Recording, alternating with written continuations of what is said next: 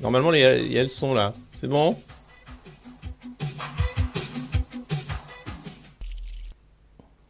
Et voilà, bienvenue, c'est pas la revue de presse du monde moderne, presque, c'est une spéciale sur l'affaire Macron-McKinsey. Je sais, j'ai pas fait de revue de presse de la semaine, vous pouvez me taper sur les mains, c'est terrible, sur les doigts, sur la tête, vous pouvez même me traiter de conspirationniste, de complotiste, d'idiot utile de l'extrême droite, vous pouvez faire de moi ce que vous voulez, après tout, je n'ai pas été au rendez-vous et je sais que ça a été dur pour certains d'entre vous de passer une semaine sans la revue de presse, mais je ne pouvais vraiment pas la faire chaque matin à 9h et Antoine non plus, donc on s'est retrouvés complètement coincé. Alors bienvenue, n'hésitez pas à vous abonner, à partager le lien de ce live un peu spécial avec une horaire complètement pétée, évidemment, un vendredi soir à 18h20, alors qu'il y a un match de foot, j'imagine, ou un truc du genre. Bref, on fait ce qu'on peut, c'est le monde moderne, vous savez, on garde quand même cet esprit un peu foutrard que des débuts, la façon dont on avait quand même de faire des trucs sans y croire. Tu nous as manqué. Eh bien moi aussi, si vous êtes disponible pour faire la revue de presse, vous pouvez envoyer votre CV au 112 avenue de Paris, CEDEX 94, je ne sais plus combien. C'est de toute façon à la fin, vous aurez l'adresse du monde moderne si vous souhaitez recevoir bien sûr l'incroyable, l'exceptionnel, que dis-je, l'unique élastique à chibre qui fera de vous un modernos, comme tous ceux qui sont ici et qui disent Bajned. Bienvenue, merci, désolé, je sais, vous m'avez manqué. Une semaine sans la revue de presse, c'est long. Mais voyez, ce soir, une émission spéciale pour parler de l'affaire McKinsey qui est au-delà de l'affaire dans l'affaire. Alors, comme on commence et comme on n'est pas à 9h, comme c'est pas d'habitude, peut-être certains d'entre vous nous rejoignent sur Twitch et se demandent c'est quoi ce machin. Eh bien, d'habitude, c'est une revue de presse où nous lisons en fait. Et nous commentons la presse oligarchique pour savoir un peu comment on nous parle. Ce soir, on va voir comment on essaye de traiter l'affaire McKinsey. Qu'est-ce que c'est que cette mafia dans l'État? Qu'est-ce que c'est qui fait qu'on arrive aujourd'hui avec autant d'affaires, avec autant de suspicions sur le financement de la campagne d'Emmanuel Macron en 2017 et 2022, mais aussi la place de ce cabinet de conseil condamné aux États-Unis, qui n'a pas payé d'impôts en France, accusé là en l'occurrence d'avoir fait une fraude aggravée de dissimulation de fraude fiscale, un truc du genre, je vous le dirai en détail tout à l'heure. Bref, voilà, donc n'hésitez pas, partagez, commentez, likez, c'est le moment ou jamais. Et puis pour ceux qui sont sur YouTube, N'hésitez pas non plus à mettre des pouces et à vous abonner pour avoir les mises à jour de ce stream quand il y en a. Voilà. Alors, je suis à Dijon et Emmanuel Macron est aussi à Dijon. Il n'a pas pu atterrir à Longwy, il a été détourné sur Dole ce matin, je crois, parce qu'il y avait trop de brouillard, mais il a pu fermer la ville pour finalement faire son petit bain de foule comme il fait d'habitude. Mais là, attention, il y a eu quand même un petit piège parce que on lui a demandé, mais qu'est-ce que vous pensez de cette enquête sur le truc McKinsey, M. Macron? Et voilà sa réponse, vous allez voir, avec les yeux un peu de écureuil fou, un peu vénère, mais quand même. Non, déjà, on dirait Sarkozy, vous allez voir, c'est du Sarkozy, c'est incroyable. Moi, je me suis exprimé quand j'étais candidat sur ce sujet. J'ai appris, comme vous, par la presse, qu'il y avait des associations et des élus qui avaient décidé de saisir la justice. C'est normal que la justice fasse son travail. Elle le fait librement. Elle va faire justement la lumière sur ce sujet. Vous savez, mes comptes de campagne de 2017, ils ont déjà été soumis à toutes les procédures, aux juges. Ils ont été validés par les procédures que nos lois prévoient. Ceux de 2022 sont en chemin, comme tous les candidats. Moi, je pense que c'est une très bonne chose. Et que la lumière soit faite et que la transparence soit faite. Certains suspectent que ces comptes de campagne, que l'utilisation de ces conseillers de cabinet de conseil ait permis ensuite d'augmenter la part. Alors moi je vous dis que non, mais c'est normal puisque je l'ai déjà défendu. Donc après il faut que la transparence soit faite. C'est ce travail qui sera conduit. Mais encore une fois, j'insiste sur un point. Les comptes de campagne de 2017, ils ont déjà été regardés, re-regardés, re-regardés. Vous n'avez pas échappé que parfois les comptes de campagne pouvaient y avoir des problèmes. Les miens, ils ont été regardés comme tous les candidats de 2017, déjà vus. Et puis ceux de 2022, ils sont comme tous les candidats à la dernière élection, en cours de revue. Donc les choses se feront normalement, elles doivent se faire, je dirais, avec sérénité et transparence. C'est comme ça que les choses doivent s'exercer. Non, pour que les choses soient dites, pardon, le communiqué dont nous parlons tous ne fait pas mention ni de votre nom. Il redit la même chose après. En gros, il attend que la lumière soit faite et que la justice, évidemment, fasse son travail. On a vraiment l'impression d'avoir Sarkozy avec le quelle indignité. On n'est pas encore dans le quelle indignité, parce que là, l'enquête vient à peine de commencer. Mais on est quand même dans un truc où on le sent un peu coincé, écureuil fou, à se dire « Ah, merde !»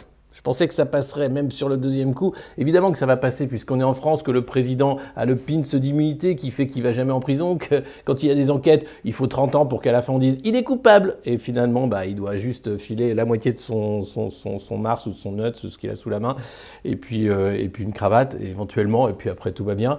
Donc il risque rien, il le sait, et donc on va continuer avec cette affaire qui est au-delà d'une affaire, vous allez voir, l'aspect quasiment clanique en fait de ces ex-McKinsey, ces nouveaux McKinsey qui ont été à l'origine de la fondation de la République En Marche, puis qui ont été ensuite à des postes importants de la commande publique, qui fait qu'on peut se poser la question quand même d'un système de captation à la fois de richesse, puisque on parle quand même de quasiment 1 milliard par an qui a été dépensé dans les cabinets de conseil. C'est énorme, c'est du jamais vu, avec un favoritisme pour McKinsey, notamment pendant la crise sanitaire, alors que McKinsey est un cabinet qui a été condamné à propos d'un scandale sanitaire sur les opiacés aux États-Unis. Donc tout ça, c'est normal, pose des questions et je crois qu'on a intérêt à essayer d'y répondre. Alors avant de rentrer dans le scandale McKinsey, on va regarder une petite vidéo pour recracher votre café. C'est pas l'heure, je sais. C'est comme ça. Alors, vous allez quand même regarder. C'est Macron qui se met en scène avec une jeune fille handicapée qui va à l'école. Et là, dans le monde merveilleux d'Emmanuel Macron, tout va bien. Il y a des AESH, elle peut aller à l'école. Il fait un beau sourire. Il fait son midi bain de foule. Il faut savoir que la ville de Dijon, là où je suis, était totalement bloquée à la circulation. Quasiment, c'était impossible d'approcher du palais de justice. Donc clairement, il y a eu un casting de fait pour que Macron puisse se mettre en scène comme le petit père des peuples qu'il est. Ça va? Oui. Moi aussi, je suis contente de voir. Quel âge vous avez? J'ai 17 ans. C'est mon anniversaire hier. C'est pas vrai. Oui. Bon anniversaire. Et alors, vous arrivez à suivre votre scolarité? Oui, sauf le second. Vous faites comment? J'ai la table de village. Ouais. Je m'emmène. Vous avez quelqu'un pour vous aider à l'école? Dans le lycée? Non, je suis à l'école. Bon, il y a quelqu'un pour vous accompagner? Oui, oui. Et le moral? Vous voyez, ça va très bien. Non. Bonjour madame. Bonjour monsieur, je suis son éducatrice. Ah super, voilà, c'est bon. Et vous êtes avec elle depuis combien de temps? Ça fait 1 an et demi. J'ai le plaisir de l'accompagner au quotidien. Et c'est une très belle personne, une force de caractère merveilleuse. Voilà, donc je pense que les communicants, on le dit, c'est la doudoune rouge, hein, tu la rates pas, c'est la doudoune rouge. Tu fais comme d'habitude, hein, tu serres, tu es là, tu fais le eye contact, hein, t'es un bonhomme, hein, mais t'es humain aussi. Hein. Ouais, c'est bon, super. Et il fait le truc super, hein, génial. Et, alors l'histoire ne dit pas s'il guérit des écrouelles comme le faisait le roi. Lui, il n'est que prési-roi, mais peut-être que cette jeune fille aura par la suite bien d'autres chances, hein, après avoir rencontré ce formidable président qui est Emmanuel Macron. Alors, c'est hier que le Parisien a parlé de ce scandale de McKinsey, scandale qui a déjà fait parler de lui pendant la campagne présidentielle de 2022, puisque le Sénat avait enquêté et avait écouté et convoqué McKinsey pour comprendre pourquoi les cabinets de conseil avaient pris une telle importance sous le premier quinquennat d'Emmanuel Macron. À l'époque, en pleine campagne, en 2022, ce scandale avait tout d'une affaire d'État, évidemment, et d'un conflit d'intérêts au-delà de ce qu'on n'avait jamais vu jusqu'à présent. C'est-à-dire qu'un cabinet de conseil gouvernait à la place de gens qu'on était censé avoir élus pour le faire. Eh bien, ça revient. Alors, ça a mis du temps, bien sûr, parce que il y a eu la campagne, Emmanuel Macron a gagné, et puis, étonnamment, ce matin, alors qu'on apprend cette nouvelle qui est quand même exceptionnelle, le président de la République, 2 enquêtes pour financement de campagne, ainsi que pour conflit d'intérêts. Là, rien. Vous allez voir, ça c'est la une des médias d'oligarques, donc, qu'on a eu ce matin. Voilà à quoi on a eu droit sur les quotidiens. Alors les Échos, récit au cœur du sauvetage des PME, avec une petite pub en une des Échos sur les voyages en jet privé, parce que Bernard Arnault, la sobriété, il fait ça. Hein, il s'y connaît bien en sobriété, c'est un mec en or. Donc les Échos, rien. Aujourd'hui en France, le Parisien, aussi propriété de Bernard Arnault, le milliardaire qu'on adore, puisque c'est quand même le milliardaire, le Français le plus riche du monde, hein, et le sponsor du couple Brigitte et Emmanuel Macron. Ces villes où la vie est moins chère, super, bah écoutez, pourquoi pas, hein, j'ai envie de dire. Ensuite, on a eu Le Figaro, l'Europe confrontée à une nouvelle vague migratoire, très bien, bon, pourquoi pas. Et puis, Libération, le scandale des amandiers, puisque l'acteur principal des amandiers est accusé de viol et de violence sexuelle. Valéria Bruni-Tedeschi, qui a fait le film, le savait, mais elle a voulu le garder, c'est un autre scandale, on garde ça sous le coude pour les revues de presse. Mais rien en une sur ce scandale Macron-McKinsey. Le champion des cabinets de conseil, le champion du CAC 40, ce président est protégé. Il faut absolument qu'on ne l'attaque pas. Aucun président n'a bénéficié d'un tel traitement de faveur de la part des médias de milliardaires. C'est exceptionnel. Même François Hollande s'en est pris un peu, même Nicolas Sarkozy s'est pris quelques boulets, même s'il était pourtant ami de ces milliardaires propriétaires de médias. Avec Macron, c'est exceptionnel. On a l'impression que ça passe. Ça passe parce qu'il ne faut surtout pas en parler. Et puis que la justice va faire son travail. Et puis que vous savez, c'est tout à fait normal, dans un pays comme la France, de faire appel à des cabinets de conseil. Oui, mais non, pas autant. Pas pour la crise sanitaire, avec un cabinet comme McKinsey condamné pour scandale sanitaire aux États-Unis. Bref, voilà où on en est. Alors, pour commencer et essayer de comprendre à quoi sert McKinsey, j'ai retrouvé une archive de Public Sénat où M. Tadjedine, qui est le patron, le conseiller senior, président de McKinsey France, explique la mission, quasiment une mission de service public ou d'intérêt général de McKinsey. Vous allez voir, c'est pas piqué des hannetons. Les sujets sur lesquels nous intervenons concernent plus particulièrement 2 sujets. L'amélioration de la qualité de service aux citoyens, notamment la réduction du délai de traitement des demandes ou la facilitation de l'accès aux services publics à travers la digitalisation ou le réseau, et l'amélioration de l'efficacité de l'action publique, notamment au travers du renforcement des processus d'achat ou encore de l'amélioration des processus opérationnels, par exemple les parcours clients dans le secteur hospitalier. Afin de répondre à ces appels d'offres ou à des projets, McKinsey, nous nous assurons systématiquement que les travaux pourront remplir 3 conditions. Atteindre un impact tangible et mesurable. Nous voulons en tout moment pouvoir expliquer voilà ce qu'on a coûté, voilà quel a été l'impact collectif de notre engagement. Apporter une expertise sectorielle ou fonctionnelle spécifique, complémentaire à celle des clients, et accompagner le développement des compétences des organisations publiques. Non mais, alors là, j'arrête tout de suite.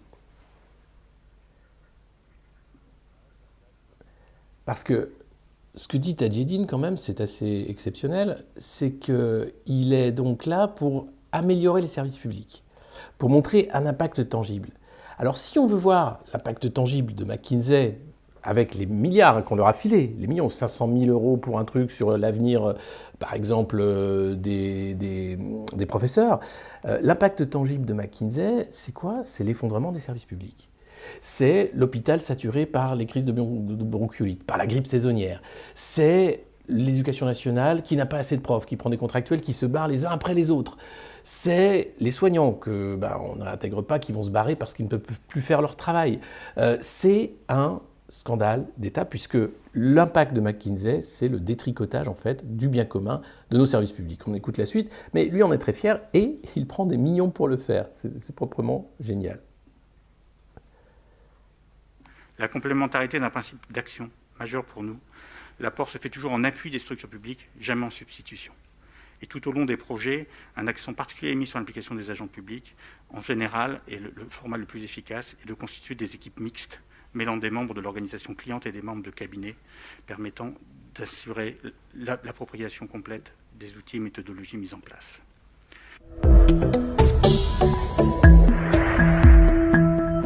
Ok, donc le mec t'explique qu'il est là pas pour se substituer à la puissance publique, mais pour aider et même travailler de manière très proche avec la puissance publique pour faire en sorte que ça se passe mieux et qu'on ait des super services publics.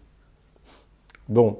Compte tenu des résultats et des impacts, alors il faut savoir qu'on a un observatoire des politiques publiques qui a été mis en place. Là, c'est le Boston Consulting Group qui était à la manœuvre. Ça a coûté 3,2 millions d'euros. Compte tenu des résultats issus des cabinets de conseil, je pense qu'on peut dire que soit c'est des baltringues, soit c'est des inutiles, soit c'est des dangereux. Ou alors c'est peut-être des gens super utiles si le but de l'opération en utilisant le cabinet de conseil est de flinguer les services publics et l'État français. Et en l'occurrence, là, ils font un super boulot. C'est quand même assez dingue. Donc ça, c'était Tadjedine en janvier, à la commission d'enquête du Sénat. Voilà ce qu'il disait. Il faut savoir que McKinsey, les enveloppes qui ont été données au cabinet de conseil pendant la crise sanitaire. C'est dans le rapport du Sénat. Hors Santé publique France, on parle de millions d'euros, 12 millions d'euros pour McKinsey, seulement pour la gestion de la crise sanitaire. Il était question là de la campagne de vaccination, par exemple. Sitwell, 6 millions, Accenture, 5 millions, Capgemini, 4 millions, Roland Berger, 1,77, etc., etc. Vous voyez que McKinsey est loin devant, avec une enveloppe qui est le double de celle des autres cabinets de conseil. Et ça, c'est quelque chose qui n'est pas normal. On peut se demander pourquoi McKinsey, sachant qu'ils avaient été condamnés, sachant que ce qu'ils ont fait pendant la crise sanitaire était un copier-coller de ce qu'ils ont fait dans d'autres pays. C'est eux, sans doute, qui sont à la manœuvre pour l'auto-attestation de sortie, toute cette politique d'ingénierie sociale, le nudge, pour nous prendre pour des idiots et expliquer qu'il faut boire son café assis et se trimballer sur des plages dynamiques pour ne pas rester le cul sur une serviette des fois que le Covid vous attraperait à la gorge. Donc voilà, ça c'est pour McKinsey la première affaire. Ensuite, la deuxième affaire, c'est la crise des opiacés. Comme je vous le disais, payer 12 millions d'euros McKinsey, un cabinet qui a payé 573 millions de dollars pour solder les poursuites aux États-Unis, puisque ce cabinet avait mis en place une politique pour vendre davantage de médicaments qui étaient connus pour tuer, parce qu'il y avait une accoutumance, les gens devenaient drogués à ces opiacés et puis le cœur s'arrêtait, et ça a fait quasiment une crise de santé publique aux États-Unis, et McKinsey a aidé les pharmaciens à continuer à vendre davantage de ces médicaments. Et pour éviter les poursuites, voilà, 73 millions d'euros, une petite ardoise. Il faut savoir que nous, 12 millions d'euros pour la crise sanitaire, ont aidé McKinsey à solder l'ardoise aux États-Unis. Moi, j'aurais jamais fait appel personnellement à un cabinet de conseil condamné pour une crise sanitaire qu'il a lui-même provoquée, accompagnée, dans le cadre d'une autre crise sanitaire. Mais là, on est dans un délire et je pense que l'enquête ne fait que commencer. C'était le Sénat qui avait ouvert ça. Ensuite, la deuxième chose avec McKinsey, non seulement ils prennent de la thune publique, c'est-à-dire qu'on les paye 12 millions pour la crise sanitaire, mais quasiment bien plus, puisqu'on parle d'une enveloppe d'1 milliard d'euros par an pour les cabinets de conseil. Et là, on apprend que McKinsey,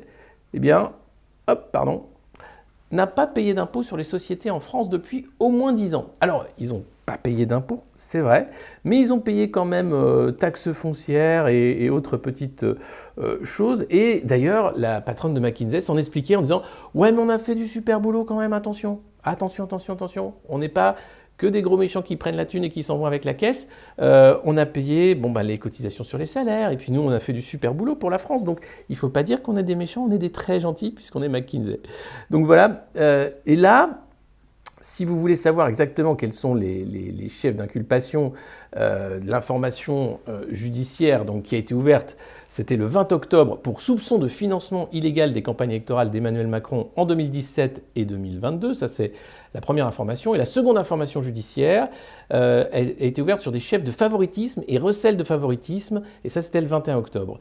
Et ces nouvelles enquêtes, en fait, font suite aux investigations qui avaient été menées lors de la première procédure qui avait été ouverte après l'enquête du Sénat sur McKinsey pour blanchiment aggravé de fraude fiscale. Voilà.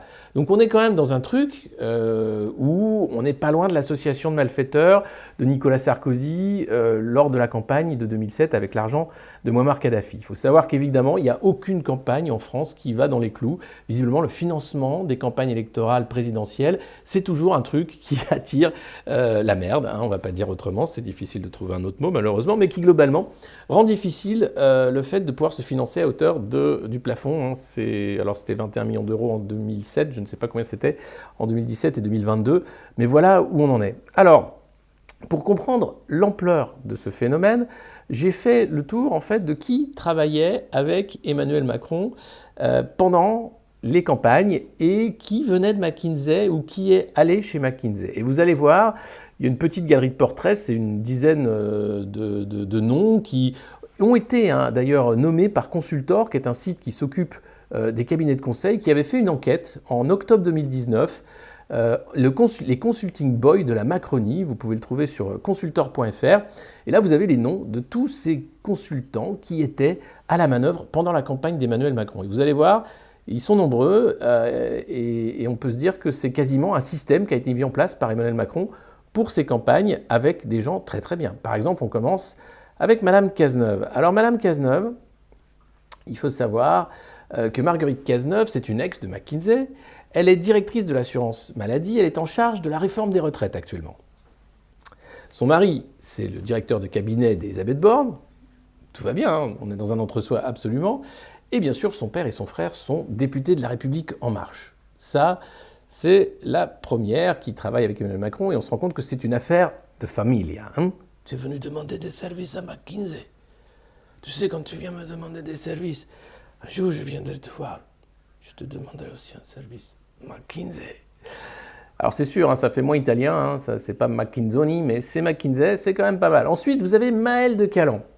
Maël de Calan, alors là aussi, exceptionnel, ex-McKinsey, conseiller d'Olivier Véran pendant la crise sanitaire pour organiser la campagne de vaccination. C'est lui donc qui a ramené McKinsey, alors que lui-même était un ex de McKinsey, pour nous maltraiter et pour faire en sorte qu'on soit absolument pris pour des cons avec cette campagne de vaccination qui a permis de double doser de nombreux Français pour leur promettre ensuite immunité et non-transmission, qui a permis ensuite de mettre en place cette politique ignoble de bouc émissaire avec les non-vaccinés qui n'avaient droit à rien, qui étaient traités comme des sous-citoyens, avec un conseil constitutionnel, avec un monsieur Fabius par exemple, dont le fils travaille aussi chez McKinsey, qui a décidé que c'était constitutionnel après tout de traiter les citoyens sous deux tableaux, rupture bien sûr de l'égalité, de la fraternité, de la liberté n'en parlons pas, mais ça, voilà, c'était donc Maël de Calan, ex-McKinsey, qui fait rentrer McKinsey pour gérer la campagne de vaccination pendant la crise sanitaire, sachant que, comme je vous l'expliquais à l'instant, McKinsey avait été condamné aux États-Unis pour une crise sanitaire provoquée dans le cadre des opiacés.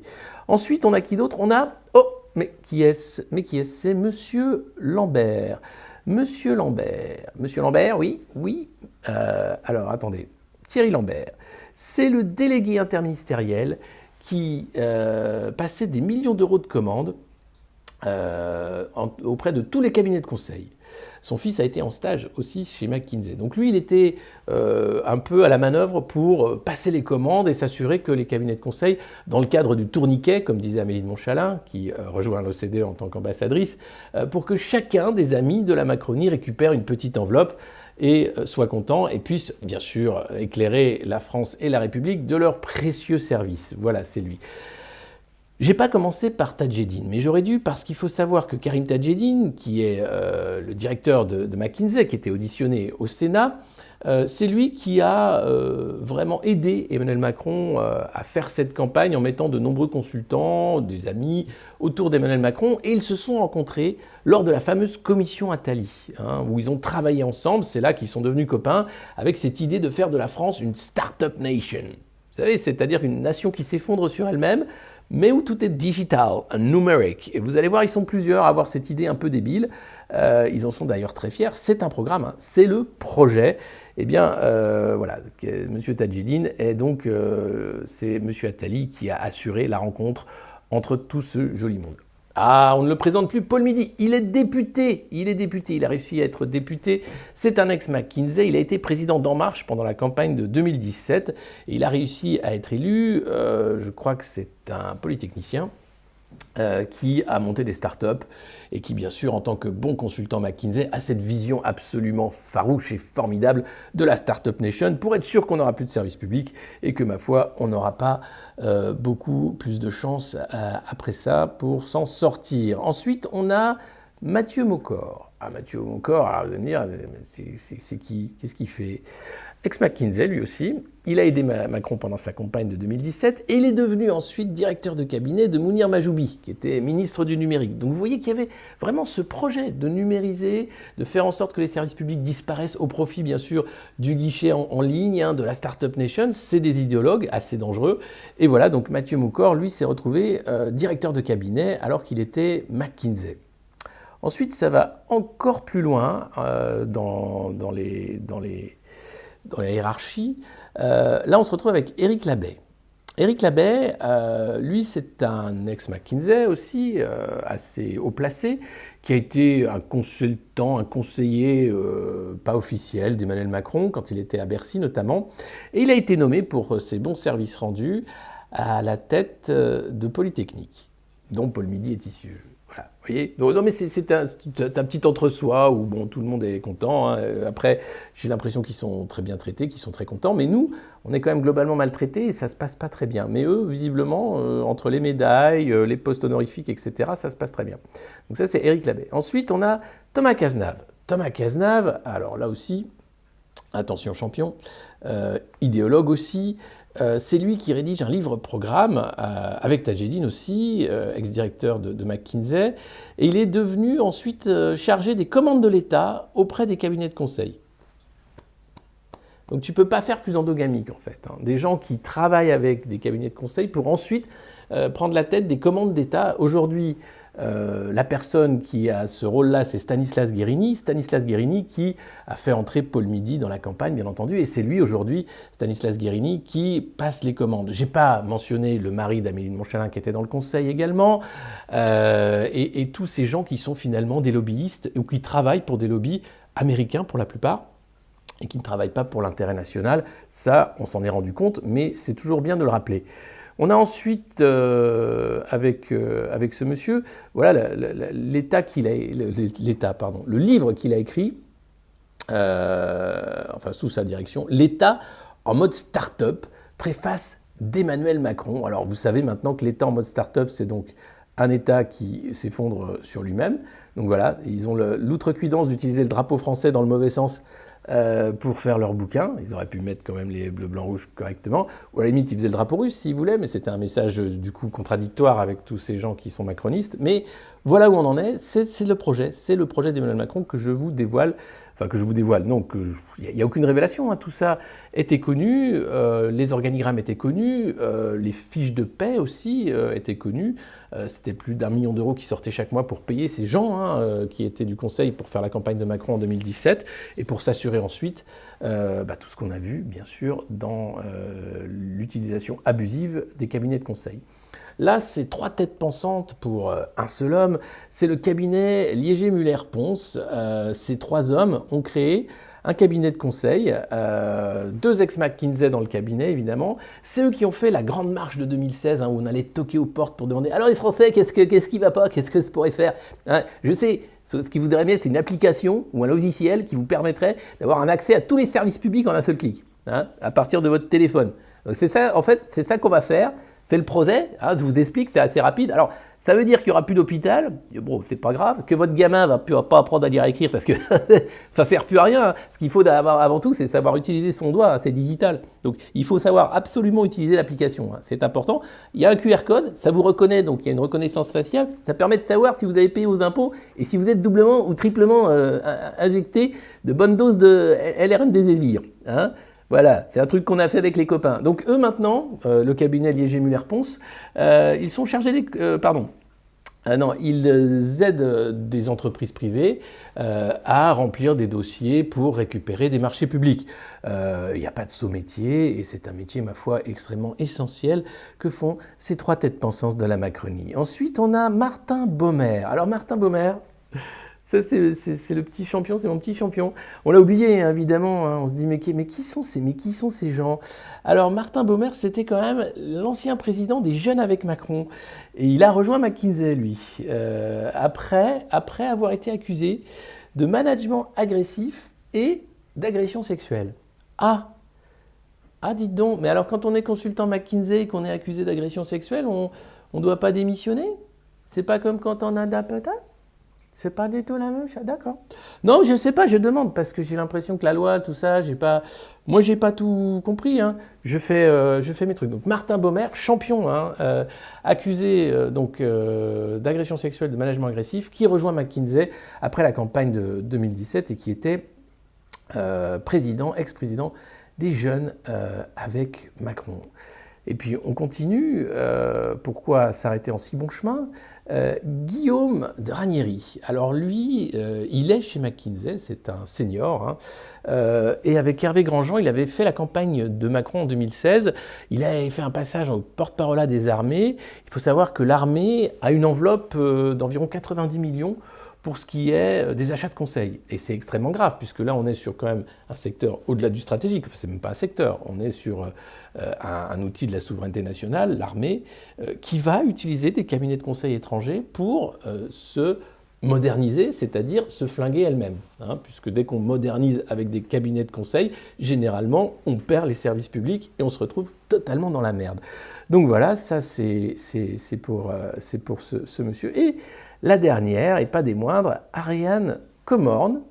Ariane Comorne, elle est maligne. Ah, c'est une petite maligne. Hein.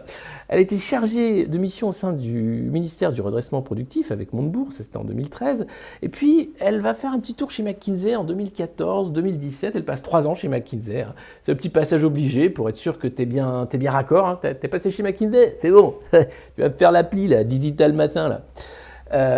Et une fois que Macron a été élu, elle est devenue chef du pôle engagement chez En Marche. Étonnant, allez-vous me dire. Et aujourd'hui, Ariane, comme elle est maligne, hein, il y en a là-dedans, elle a lancé une société de conseil pour la rénovation thermique. Hein, parce qu'évidemment, il y a un marché à plusieurs millions. Et quand tu es consultant, tu vends des services. Hein, tu vas dire, ah mais, je sais ce qu'il vous faut. C'est de l'isolation, mais pas n'importe laquelle. Hein. Une qu'on vend bien cher et qu'on fait bien avec nos bons conseils parce qu'on est les meilleurs. Voilà, donc ça, c'est la Macronie et c'est la McKinseynie. Je sais pas comment Michel Sardou appellerait ça.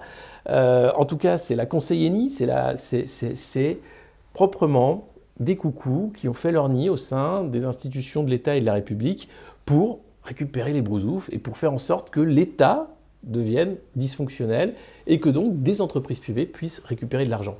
Là où c'est phénoménal, c'est que ces entreprises de conseil font de l'optimisation fiscale quand c'est pas de la fraude fiscale, hein, puisque là McKinsey est sous le coup d'une enquête quand même, et pas des moindres, pour blanchiment aggravé de fraude fiscale, puisqu'elle n'aurait pas payé ses impôts pendant 10 ans, donc vol des Français, ensuite sape des services publics, avec des conseils incompréhensibles. Hein. Il faut voir les enveloppes budgétaires pour réfléchir aux pistes de réflexion, pour voir quel pourrait être le métier d'enseignant demain. 500 000 balles pour un colloque qui n'a quasiment pas eu lieu. Enfin bref, voilà, ça c'était le ministère de l'Éducation nationale qui avait payé ça. Et puis derrière, nous qui nous retrouvons avec un État et des services publics en miettes et les yeux pour pleurer en disant « Merci Monsieur McKinsey, merci, c'est bien gentil à vous, c'est quand même très sympathique. » Donc, qu'est-ce qu'on fait une fois qu'on sait ça? Ben rien, c'est ça qui est terrible. C'est-à-dire qu'on va laisser la justice faire son travail. La justice, je crois qu'elle fait son travail. Laissez-la, laissez-la, elle ne va pas très vite. Attendez. Comment ça fait 10 ans que ça traîne? Attendez, on n'est pas là, c'est pas un marathon, la justice, ça prend du temps, c'est compliqué, vous savez, il y a des affaires en cours, Non, mais attendez, c'est pas comme ça, hein. Donc laissez la justice faire son travail. Voilà. va mettre un peu de temps, la justice. On va la regarder. Hein. Vous avez un peu de temps? Non, parce que le stream peut durer longtemps. Hein. On est en live, il n'y a pas de problème. Vous avez du temps pour que... Bon. Non, parce que je ne pense pas qu'il arrivera à quoi que ce soit Emmanuel Macron. Il a son pins de président, donc il a le pins d'immunité, comme dans Koh-Lanta. Il ne lui arrivera sans doute rien. Il dira qu'il n'était pas au courant, bien entendu, de ce financement illégal de campagne, que ce n'est pas lui, mais ses sbires autour de lui qui ont sans doute fait quelques malversations dont il n'a jamais eu connaissance et qu'il ne cautionne pas du tout ce système, alors qu'il est au cœur du système. Il a été choisi pour être le président des lobbies, les Uber Files, McKinsey, l'affaire dans l'affaire, c'était ce scandale qui sort avant la campagne de 2022 grâce au travail de sénateurs acharnés qui ont réussi quand même à montrer la gabegie d'argent public, le détournement quasiment d'argent public. Rien. On a fait une campagne présidentielle et Emmanuel Macron n'a même pas été éclaboussé. Rien n'est sorti, à part ça va, c'est une affaire. Là, les enquêtes ont été ouvertes le 20 et le 21 octobre. On l'apprend hier, le 24 novembre, un mois avant qu'un journaliste courageux ose sortir la news. Le lendemain où on apprend que ces deux enquêtes ont été ouvertes il y a un mois, aucun quotidien national ne fait sa une sur ce scandale d'État. Est-ce que demain, ça va changer? Est-ce qu'on aura des unes sur ce scandale phénoménal? On est au-delà du scandale, c'est-à-dire qu'on a là une suspicion grave de conflit d'intérêts entre un président de la République et des cabinets de conseil étrangers qui ont ravagé les services publics grâce à leurs conseils proprement foireux. Ou très bons, pardon, excusez-moi, je ne voudrais pas faire de diffamation ici, je ne suis pas qualifié pour juger de la qualité des conseils de ces cabinets de conseil, mais globalement j'ai l'impression que c'est quand même bien de l'eau boueuse avec une serpillière dedans. Mais voilà, on va en rester là et malheureusement nous sommes dépossédés. Et quant aux oppositions, hier, très bien, on a mis l'IVG dans la Constitution, ça ne changera pas grand-chose, on n'a pas pu parler de la corrida, bon, on en parlera une autre fois. Le SMIC, on oublie. Le fait de faire un référendum un peu plus rapide, on a oublié également. La concentration dans les médias, ça c'était important, on n'a pas pu en parler. Et puis ce scandale qui quand même commence à poser des questions quand même sur qui sont ces gens de la Macronie, qu'est-ce qu'ils attendent, qu'est-ce qu'ils veulent en réalité. Est-ce qu'il n'y a pas là quelque chose dont les oppositions devraient s'emparer pour au moins qu'on ait un peu l'impression qu'on est dans une démocratie, quoi. Parce que l'impression de justice, l'impression de démocratie, l'impression de débat, c'est qu'une impression, ça, à bout d'un moment, tu sens que c'est quand même un truc assez léger, quoi, assez dilué, hein, comme l'eau boueuse dans le seau avec la serpillière McKinsey. Mais voilà, donc c'est proprement scandaleux. Vous avez vu, là je vous ai fait une liste de portraits, il n'y en a qu'une dizaine, mais dans l'article de Consultor, vous allez retrouver une vingtaine de noms, voire davantage. Ceux qui ont fait la campagne de 2017, ensuite n'ont pas forcément refait la campagne de 2022. Vous avez des liens familiaux, vous avez des liens professionnels, vous avez beaucoup de choses évidemment qui sont là et qui sont proprement scandaleux. Moi, ce qui me choque, ce qui me chagrine, c'est des journaux qui ne font pas leur boulot, c'est simplement des politiques qui ne font pas leur boulot. Les sénateurs ont fait leur boulot, hein. Le rapport du Sénat est phénoménal et heureusement qu'il était posé sur la table. Derrière, c'est comme si c'était normal d'avoir à la tête de l'État un personnage aussi trouble qu'Emmanuel Macron, dont les liens avec les cabinets de conseil et les lobbies américains sont avérés. Voilà, c'est juste ça que je pose sur la table. Maintenant, visiblement, on ne peut pas faire grand-chose. En tout cas, désolé encore une fois de ne pas avoir été au poste tous les matins pour la revue de presse cette semaine. On se rattrapera bien sûr. Je voulais vous faire ce numéro spécial pour parler de l'affaire McKinsey qui, j'espère, vous a éclairé davantage, hein, même s'il n'y a aucune révélation dans cette affaire. C'est ça qui est tragique, c'est que tout est public depuis plusieurs années, mais rien ne change. Anticor, je crois, avait demandé à ce que les comptes de campagne soient épluchés dès 2019 et ça avait été mis en dessous, bien sûr, pour qu'on n'en parle pas trop, il ne fallait pas faire grand-chose. Oui, on peut dire qu'ils sont hors de danger, et c'est d'ailleurs pour ça qu'ils jouent Sarkozy très bien, Emmanuel Macron. Hein, En zozotant un peu plus, mais globalement, on se retrouve là. Merci de nous avoir suivis. C'était une spéciale du Monde Moderne. Vous pouvez vous abonner, bien entendu, ici sur Twitch, sur YouTube également. Partager le lien de cette revue de presse et de cette émission. On continue le boulot. Merci d'être là. Désolé de ne pas avoir été au rendez-vous. Je sais que voilà, c'est pas bien, ça se fait pas. C'est pas professionnel, mais j'avais d'autres engagements, malheureusement.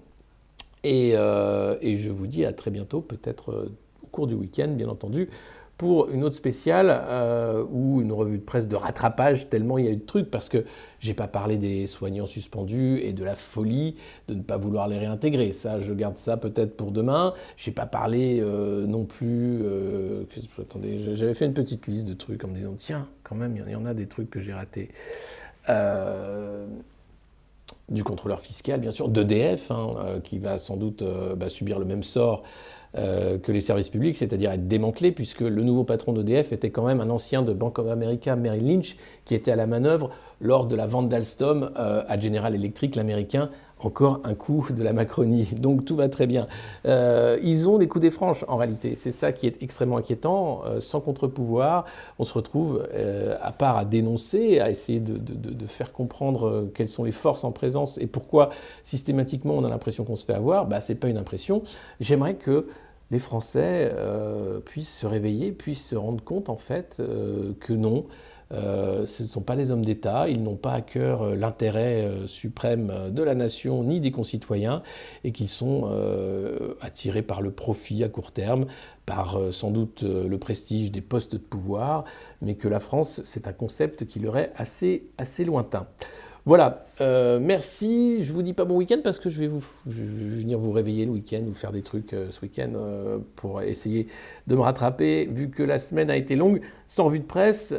Merci à tous les nouveaux abonnés ou ceux qui ont renouvelé leurs abonnements. Foxdy, Laluello, Capillo Tracté, 17 mois d'abonnement. Hop, alors là, c'est la famille. On a également 6,76, 9 mois d'abonnement, Cali 777, 10 mois d'abonnement, Zach Morris, 11 mois d'abonnement depuis Zurich, merci Zach. Gali 974, 3 mois d'abonnement, merci beaucoup et un beau Bajned au féroce. Crystal Karma 06 qui a renouvelé l'abonnement pour un mois également. Et passe-moi le monoeil à 18 mois. Là aussi c'est le S. Keep the good job, Mr. Poulain. Je compte bien le faire. 7 mois d'abonnement pour néanmoins. Et tous les autres. Voilà, balance ton... Qu'est-ce que tu m'as dit? J'essaie de vous lire. 5 heures du matin. Non, je vous réveille. Ton 40... Ah, le 49.3 aussi, bien sûr. Le 49.3, on en parlera. La réforme des retraites qui va nous tomber aussi sur la tête. Alors, si vous avez suivi, vous savez que la personne en charge de la réforme des retraites fait partie de cette galaxie McKinsey. Alors, comment... La McKinsey sphère, on pourrait appeler ça, parce qu'on a la complosphère, on a la Macron-sphère, la McKinsey sphère, je pense, on pourrait appeler ça. Voilà, Timmy vous fait un salut du fond de la mine, vous l'aurez retrouvé dans le titre, évidemment, cette affaire qui mine l'État. Elle est en replay sur YouTube demain matin, pour ceux qui l'ont raté, rassurez-vous. Et le 20h, j'espère bien vous en faire un la semaine prochaine. Voilà, mais pour ça, je vais faire plein d'annonces, je veux que ce soit un truc magnifique. Je veux que ce soit un truc très beau. Il faut qu'on se rattrape et puis il faut qu'on multiplie les formats. Il faut que j'arrive à avoir des invités, ce serait formidable. Mais j'ai pas de studio, donc c'est compliqué. Je vais pas vous raconter la tambouille du monde moderne. On reste une petite boutique qui est là pour vous divertir et vous informer, mais surtout vous informer et non pas pour être là pour montrer autre chose. Non, je pense qu'on peut s'informer. Avec le sourire, ça permet de peut-être faire mieux rentrer les choses. Macron-McKinsey, c'est une affaire d'État et j'espère que... Non, rien en fait, il va rien se passer, c'est ça qui est terrible. Mais bon, on tient quand même, on tient la barre. Allez, ciao les modernos, ciao, ciao, ciao.